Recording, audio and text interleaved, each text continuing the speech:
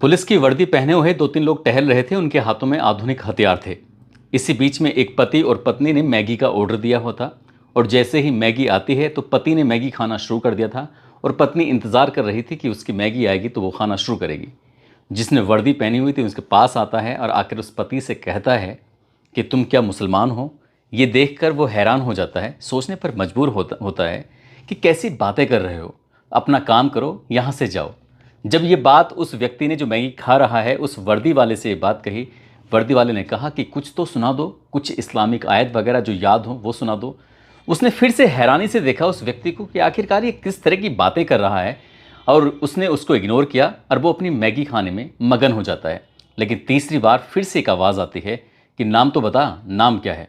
जैसे ही उस व्यक्ति ने अपना नाम बताया कि मेरा नाम शुभम द्विवेदी है, बताओ क्या करोगे। इतना कहना था कि उधर से तड़ातड़ गोलियां चलने लगती हैं और जैसी गोली चलती है शुभम द्विवेदी ज़मीन पर गिर जाता है, उसकी मौत हो जाती है। अब उसकी पत्नी ज़ोर ज़ोर से चीख रही थी, चिल्ला रही थी। वो कह रही थी कि तुमने इनको मार दिया है, अब मुझे भी मार डालो, मैं ही क्या जी कर करूँगी। जैसे ही ये बात कही जाती है उस व्यक्ति को बिल्कुल भी ज़रा सी भी दया नहीं आती है। वो ना ही घबराता है ना ही डरता है। वो कहता है कि जाकर अपने मोदी से कह देना कि हमने इसको मार दिया है। जैसे ही ये बात कही जाती है उसके बाद उस महिला का रो रो कर बुरा हाल हो जाता है। इन गोलियों की तड़तड़ाहट की आवाज़, वहाँ पर बहुत बड़ी संख्या में लोग होते हैं, जैसे ही सुन रहे थे अपनी जान बचाने के लिए इधर से उधर भागने की कोशिश कर रहे थे। लेकिन गोलियों की जद में जो आ रहा था वो मर रहा था, लेकिन नाम पूछ रहे थे तब गोलियां चल रही थीं। आदाब, नमस्कार, सत श्री अकाल। मैं उस्मान सैफी। आज की जो सच्ची घटना मैं आपको सुनाने जा रहा हूं, ये सच्ची घटना है जम्मू कश्मीर के ज़िला अनंतनाग का एक गांव लगता है पहलगांव। दरअसल ये पहलगांव की सच्ची घटना है। ये उत्तर प्रदेश के ज़िला कानपुर का एक थाना लगता है महाराजगंज और महाराजगंज के थाना क्षेत्र का एक जगह लगती है हाथीपुर। यहाँ सीमेंट का कारोबारी एक लड़का जिसका नाम होता है शुभम द्विवेदी, जिसकी अभी हाल ही में शादी हुई थी 12 फरवरी 2025 को। शादी के बाद अपनी पत्नी से कहता है कि कहीं घूमने का प्रोग्राम बनाते हैं। इसी बीच में जब बात घूमने फिरने की आती है तो परिवार के बाकी सदस्यों से भी कहा जाता है कि चलो कहीं घूमने के लिए चलते हैं, सैर सपाटे के लिए चलते हैं। इसी तरह से घर के परिवार के सदस्यों ने अपना अपना नाम अंकित कराना शुरू कर दिया। देखते ही देखते संख्या 9 हो जाती है। परिवार के 9 लोग तैयार हो जाते हैं कि चलो घूमने के लिए चलते हैं। अभी परिवार के लोग जब 9 संख्या हो जाती है 16 अप्रैल 2025 को जम्मू के श्रीनगर में पहुंच जाते हैं। श्रीनगर में जाने के बाद वहां ठहरते हैं और यहां से अलग अलग इलाकों की तरफ वो रुख करते हैं। परिवार के 9 सदस्य होते हैं। पहले जाते हैं सोनमर्ग, इसके बाद जाते हैं गुलमर्ग और वो इधर उधर घूमते थे, आकर अपने कमरे पर आराम करने लगते थे। अब ये 22 अप्रैल 2025 की बात है। पहलगांव की तरफ रुख करते हैं। दरअसल इसको मिनी स्विट्जरलैंड भी कहा जाता है। परिवार के सदस्य जब वहाँ जा रहे थे, जैसे वहाँ पहुँचते हैं, वहाँ जाने के बाद अब ये शुभम अपनी पत्नी के साथ ही चचेरा भाई और उसकी पत्नी भी होती है। ये 4 सदस्य ऐसे होते हैं जो चले जाते हैं और 5 सदस्य ऐसे होते हैं जो रुक जाते हैं। दरअसल पहलगांव के जब पहुँचते हैं वहाँ पर एक बैसरन घाटी है। बैसरन घाटी पर लगभग 8 से 10 किलोमीटर घोड़े करने पड़ते हैं। घोड़े वाले जैसे जैसे वो दाम मांगते हैं उसी हिसाब से बातचीत करने के बाद जैसे भी बात सेटलमेंट होता है और सेटलमेंट होने के बाद उस पर लोग बैठते हैं। लगभग 8 से 10 किलोमीटर का सफ़र होता है। पहाड़ियों में इधर से उधर होते हुए ये पहुंचते रहते हैं। उसी तरह से सैलानी यहाँ पर आते हैं, घोड़ों का मोलभाव करते हैं। बहुत कम संख्या में ऐसे लोग होते हैं जो पैदल सफ़र कर पाते हैं, क्योंकि चढ़ाई ऊंचाई ही कुछ ऐसी है। घोड़े तो आराम से चले जाते हैं या फिर जिनको आदत होती है वो आराम से चले जाते हैं। परिवार के 5 सदस्य जो होते हैं वो कहते हैं कि हम तो ऊपर नहीं जाएंगे, इसलिए आप जाना है तो आप चले जाओ। शुभम द्विवेदी अपनी पत्नी के साथ ही अपना चचेरा भाई और उसकी पत्नी, ये सब चले जाते हैं। वहाँ जाने के बाद अब ये जो उस ऊपर पहुँचते हैं तो इनके जो घोड़े वाला है वो कहता है कि साहब मैं यहाँ आपका इंतज़ार कर रहा हूँ, आपको एक टिकट लेना है। आगे टिकट लेने के बाद आराम से 1-2 घंटे में जितना मन करे उतना घूम के आइए। इतना खूबसूरत दृश्य है, इतना खूबसूरत नज़ारा है, आप देखते कहोगे कि कश्मीर तो जन्नत है। जैसे ये बात शुभम द्विवेदी सुनता है वो मुस्कुराने लगता है, कह रहा कि पूरा कश्मीर घूम लिया है, अब ये पहलगांव बचा है, यहाँ की वेस्टर्न घाटी बची है, इसको भी देख लेते हैं। अब वहाँ पहुँचते हैं। वहाँ जाने के बाद क्योंकि आदमी जब चढ़ाई करता है तो लगभग 2 घंटे 3 घंटे का समय लग जाता है। ऐसे में प्यास भी लगने लगती है, ऐसे में भूख भी लगने लगती है। तभी शुभम द्विवेदी ने अपनी पत्नी से कहा कि चलो कुछ खाते हैं। खाने के नाम पर वहाँ पे या तो मक्का की रोटी या साग मिलता है या फिर मोस्टली वहाँ पर लोगों के लिए मैगी मिलती है। 2 मिनट में मैगी तैयार करते हैं और जो पर्यटक होते हैं उनको दे देते हैं। जैसे शुभम द्विवेदी के हाथ में ये मैगी आती है मैगी खाने के लिए वो तैयारी कर रहा था, इतने ही 3 वर्दी वाले वहाँ पर पहुँचते हैं। यहाँ आते हैं, यहाँ आने के बाद ये बातें उनकी सुन रहे थे, पास में आके खड़े हो जाते हैं। खड़े होते ही कहते हैं शुभम से कि क्या तुम मुसलमान हो? ये बात सुनने के बाद शुभम द्विवेदी को बड़ा अजीब लगता है, वो हैरान हो जाता है, सोच कर परेशान हो जाता है कि किस तरह की बातें कर रहा है। बात आगे बढ़ती है, बात आगे जैसे बढ़ती है, इसके बाद वो उससे पूछता है कि नाम क्या है। वो एकदम तैस में आके नाम बताता है कि मेरा नाम शुभम द्विवेदी है। क्या बात है? बस तरतराहट करके गोलियां चलने लगती हैं। शुभम द्विवेदी यहाँ पर मारे जाते हैं। उनकी पत्नी चीखती चिल्लाती रह जाती हैं। उनको एक संदेश दिया जाता है और जो संदेश अब सोशल मीडिया पर बहुत तेज़ी के साथ वायरल हो रहा था। इस तरह की घटना फिर जैसे महाराष्ट्र के पुणे के रहने वाले होते हैं, ये 5 ग्रुप होता है, 5 लोगों का ग्रुप होता है। इसमें पति, पत्नी, उनकी बेटी और चाचा, एक और सदस्य होते हैं। पाँचों के 5 वहाँ पर मौके पर मौजूद थे। जैसे ही गोलियाँ चल रही थी, इन्होंने भागकर पास में ही एक टेंट होता है, टेंट में जाते हैं, प्रवेश कर देते हैं और उन्हें लग रहा था कि यहाँ अपना आराम से सुरक्षित हैं, कोई कुछ नहीं कहेगा। लेकिन टेंट के बाहर वही पुलिस की वर्दी में पहने हुए वो आतंकवादी जाते हैं और जाकर आवाज़ लगाते हैं और कहते हैं कि एक जो बुज़ुर्ग आदमी होता है जिसकी उम्र लगभग 54 साल के आसपास होती है, नाम उसका संतोष जगदाले होता है। ये बात मीडिया में उसकी बेटी जो होती है आसावरी जगदाले, उसने ये मीडिया को बताई थी, तब ये बात लोगों में पहुंचती है। दरअसल संतोष जगदाले से कहा जाता है, चौधरी तू इधर आजा, बाहर आजा। चौधरी करके उसे बाहर बुलाया जाता है। वो बुज़ुर्ग आदमी, 54 साल का आदमी, जैसे बाहर आता है उसे कहा जाता है कि कोई कुछ याद है? तो वो कहते क्या याद है साहब?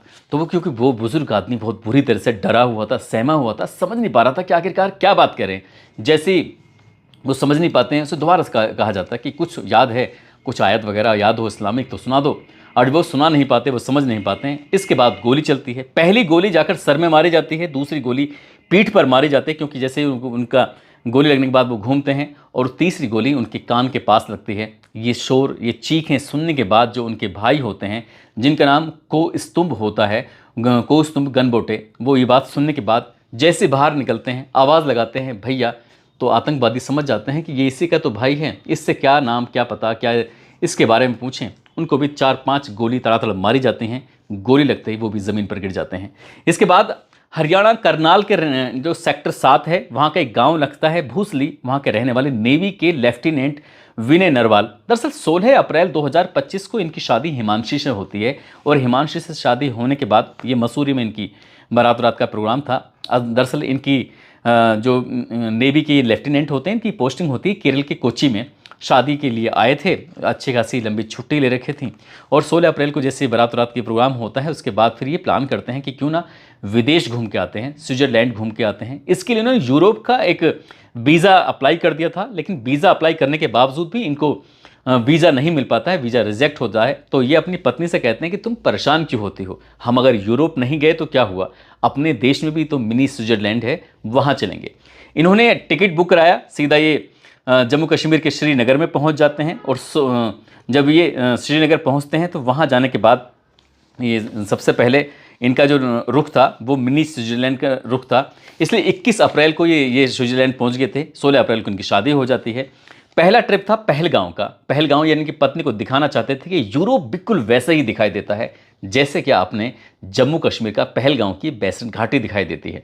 वहाँ जाते हैं और जाने के बाद पति पत्नी आपस में बातचीत ही कर रहे थे, गोलियां चल रही थी। इनसे भी नाम पूछा जाता है, इनसे भी पूछा जाता है कौन हो, क्या हो, इनकी पहचान की तस्दीक की जाती है। और जब आतंकवादियों को लग जाता है कि हम जिनको मारने के लिए आए हैं ये वही है, और उनको भी तड़ातड़ गोलियां मारी जाती हैं।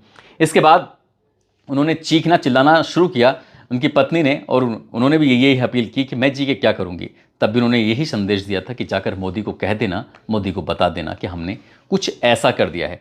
या जो ऑफिसर होता है नेवी का ऑफिसर, या असल में ये कुछ कर पाते, क्योंकि सामने जो आतंकवादी होते हैं वो पुलिस की वर्दी में आए थे, इसलिए कुछ समझ ही नहीं पा रहा था कि आखिरकार वजह क्या है, बात क्या है, क्यों गोली चला रहे हैं। बस उनको अपना काम था, वो अपना काम कर रहे थे।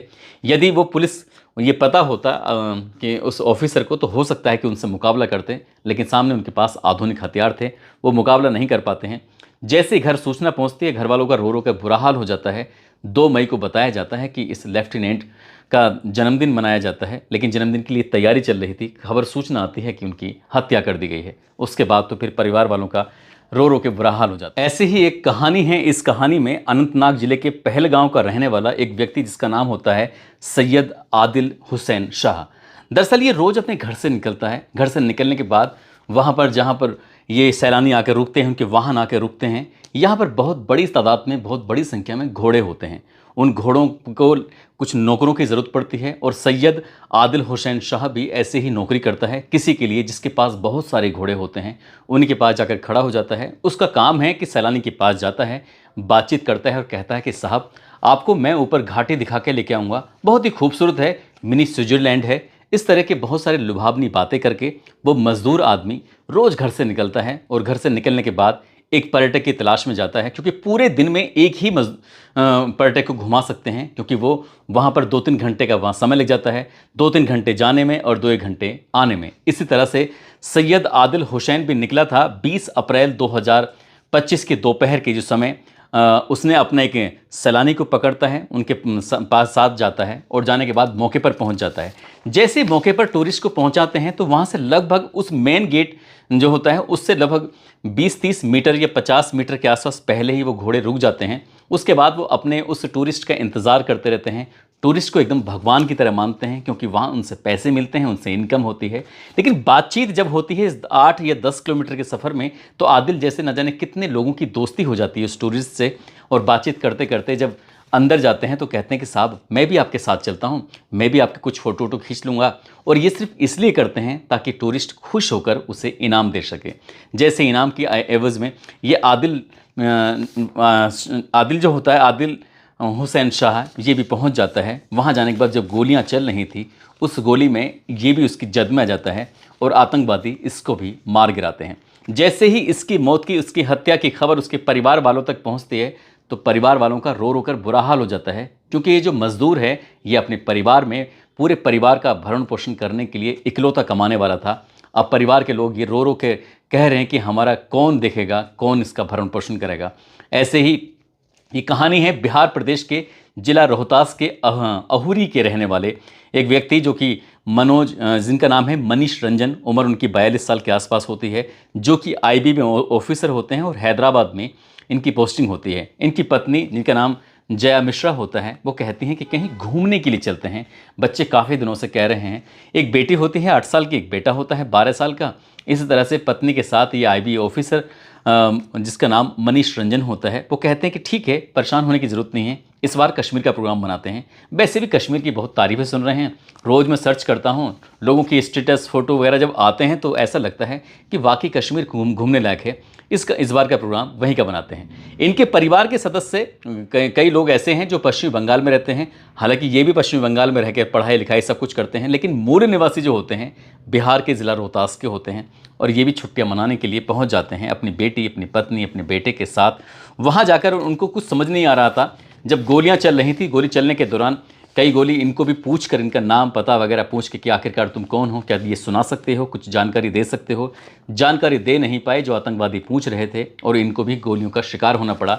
बेटी भी देखती रह गई, पत्नी भी देखती रह गई, और बेटा भी ये सब अपनी आंखों से देखते रह गए। कुछ करने की स्थिति में नहीं थे। आतंकवादियों ने जितने भी लोगों को निशाना बनाया था उसमें सिर्फ पुरुष थे। बच्चों को, महिलाओं को उन्होंने इस कांड से दूर रखा। और आतंकवादियों ने एक एक करके लगभग 28 लोगों को मौत के घाट उतार दिया था। साथ ही 20 से ज़्यादा लोग ऐसे थे जो गंभीर रूप से घायल हो चुके थे।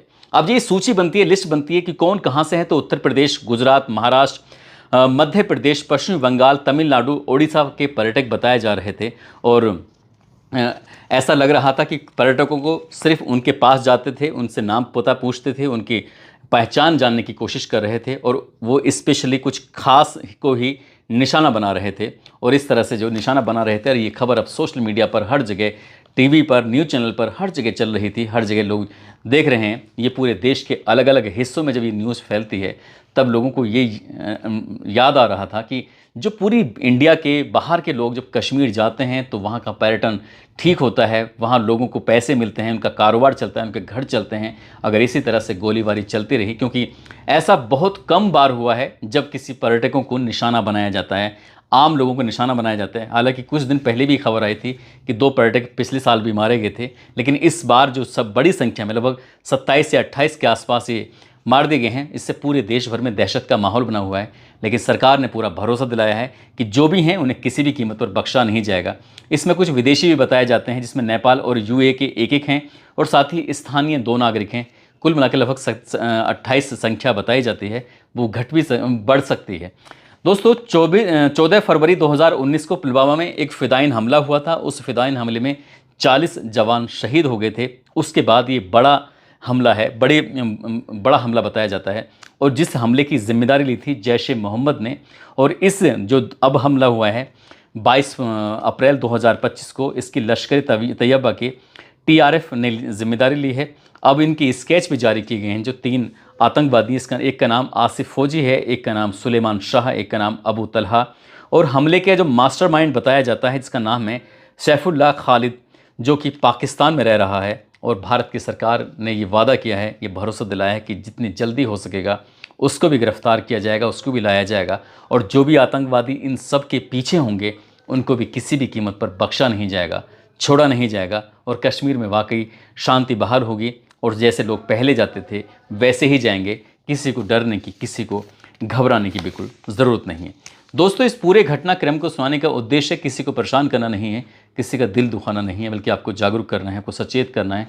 साथ ही आपको ये भी बताना है, खासकर कश्मीर के बाशिंदों को ये बताना है कि जिस तरह से इन टूरिस्टों पर हमला हुआ था, इनकी वजह से न जाने कितने घरों के चूल्हे जलते हैं, कितने घरों के बच्चे स्कूल में पढ़ते हैं, कितने घरों के ऐसे काम चलते हैं। लेकिन अगर टूरिस्ट के साथ ही अगर ऐसा व्यवहार किया जाएगा तो कौन आएगा घूमने के लिए, और कौन अपने यहाँ घूमने की बहुत सारी जगह हैं। अगर ऐसे ही सब कुछ चलता रहा तो कश्मीर में हो सकता है कि कुछ उनके पास दिक्कतें, परेशानियाँ खाने पीने की, रहन सहन की बढ़नी शुरू हो जाएं। इसलिए ऐसे आतंकवादियों का तो बिल्कुल किसी भी कीमत पर साथ नहीं देना चाहिए। और अगर किसी ने इनके बारे में देखा है, जाना है, पहचाना है, तो सरकार के पास जाकर उनकी मदद भी करनी चाहिए ताकि भविष्य में कोई ऐसी घटना दोबारा ना हो सके। जाते जाते आसिफ खान हैं, उनकी बेटी इफ्रा आनम का, जो कि कर्नाटक के रहने वाले हैं, आज इनका जन्मदिन है। साथ ही चौधरी साजिद एडवोकेट चेयरमैन जो कि मुजफ्फरनगर से हैं, आज इनका भी जन्मदिन है। और यश कुमार हैं, साथ ही प्रयागराज से राकेश सिंह हैं, आज इनका भी जन्मदिन है। इन सभी को जन्मदिन की ढेरों सारी शुभकामनाएं, बहुत बहुत मुबारकबाद। साथ ही कुछ लोगों ने नाम लेने की अपील की है, जिसमें मोहम्मद सूफियान आजम अंसारी जो कि बिजनौर से हैं, प्रतापगढ़ से शबाना शेख, नीलू मेघवाल, पायल प्रतापगढ़ से, जैद आर्यन, डॉक्टर निखिल कुमार गुलाटी से हैं, रफ़ीक पठान, आकाश यादव, अनुपम कुमार, राजू गोस्वामी, गोपाल कृष्ण पटेल, अभिषेक यादव इटावा से, अमन कुमार अलवर से, केशव कुमार, हरिओम बैसला पलवल से, इमरान हाशमी नूह से। आप सब लोग अपना ख्याल रखें, सुरक्षित रहें। जय हिंद, जय भारत।